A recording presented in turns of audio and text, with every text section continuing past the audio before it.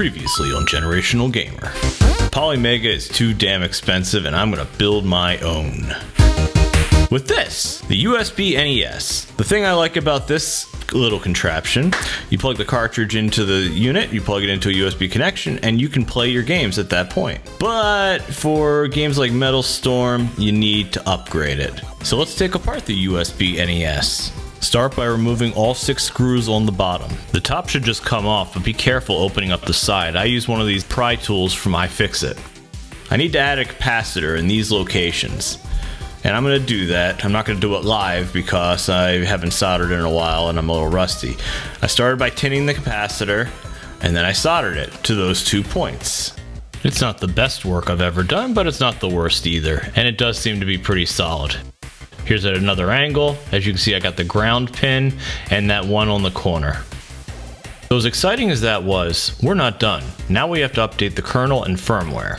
Now as you can see, it dropped me to the firmware update tool, but we're going to do kernel first because it'll essentially clear out the entire directory. So let's walk through the process, shall we? So this is what you see when you first plug in the USB-NES without a cartridge in it. First thing we need to do is show all files. So let me show you how to do that here in case you do not know. So show protected files and hidden files and folders. And this is what you see. Notice there's now a security file, and firmware for that matter. Both of those will come into play later.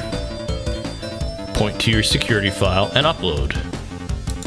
You will then have the option to download the kernel file. It's actually firmware. So you want to save that somewhere on your local computer because you're going to need it in a minute.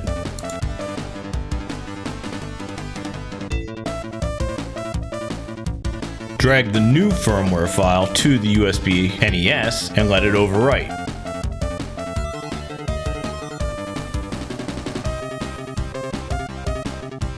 And now we will do the exact same thing for the actual firmware itself.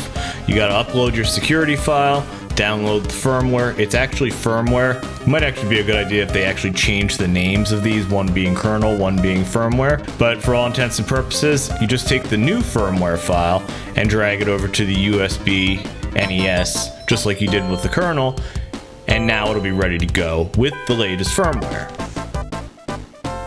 Let's test out our work. Let's start off by creating the symbolic link to the NES folder of the MiSTer itself. And to do that, you go into the desired directory, type ln --s, and then point to media/USB0. You can do ls to check your work. That's showing that is all that's in my NES directory. And now let's go to it. Select NES. Let's start with the original Zelda. And now we're in the NES core. Let's go to USB, select ROM, and boom.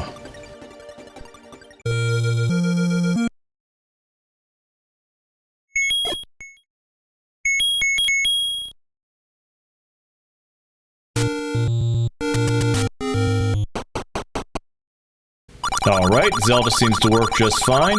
Let's try this one. This one did not work in the first video.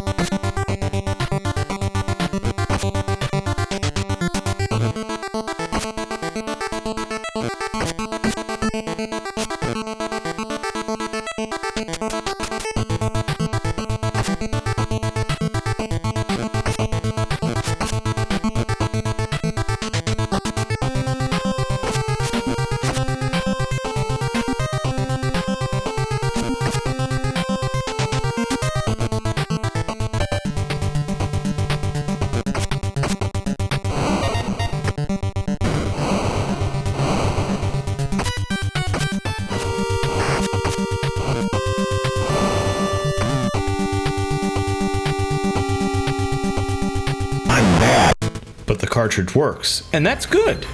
So Metal Storm by Retrobit has been a problem for some time. It uses a Cool Boy style board, and it was incompatible, which is why the capacitor is required. Let's see how well it works now.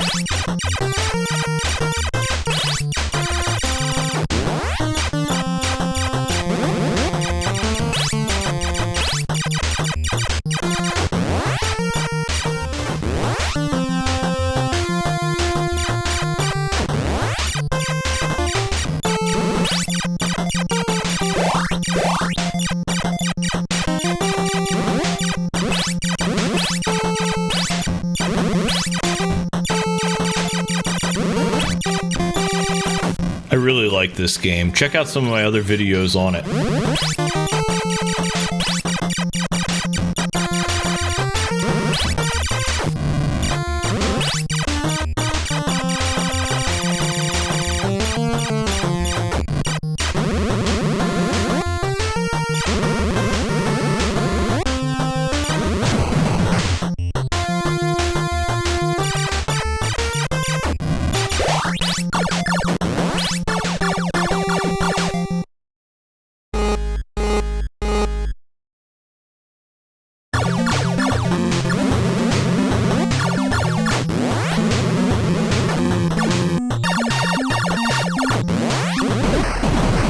Thanks for watching, and let me know what you think in the comments.